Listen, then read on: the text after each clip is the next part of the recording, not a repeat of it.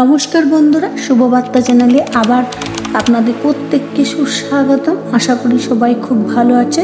আমার ভিডিও ভালো লাগলে আমার চ্যানেলটিকে সাবস্ক্রাইব করতে ভুলবেন না, আর ভালো লাগলে কমেন্টে হর হর মহাদেব লিখতেও ভুলবেন না। চলুন বন্ধুরা শুরু করছি। বার তিথি অনুসারে খাদ্য আমরা কিভাবে বর্জন করব বা কি খাদ্য বর্জন করব সেটি জেনে নেব বন্ধুরা।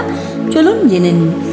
বার তিথি অনুসারে বিভিন্ন খাদ্য বর্জন, যেমন কার্তিক মাসে মৎস্য ভক্ষণ বর্জন করতে হয়, মানে মাছ খেতে নেই।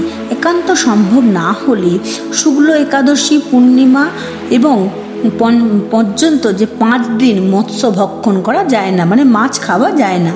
প্রতিপদে কুমড়ো, দ্বিতীয়াতে ক্ষুদ্র বেগুন, তৃতীয়াতে পটল, চতুর্থতে মূলা, পঞ্চমীতে বেল, ষষ্ঠীতে নিম, সপ্তমীতে তাল, অষ্টমীতে নারকেল, নবমীতে কলমি শাক, একাদশীতে শিম, দ্বাদশীতে পুঁই শাক, ত্রয়োদশীতে বেগুন, চতুর্দশীতে মাসকলাই এবং পূর্ণিমা অমাবস্যাতে মাংস ভক্ষণ করা যায় না।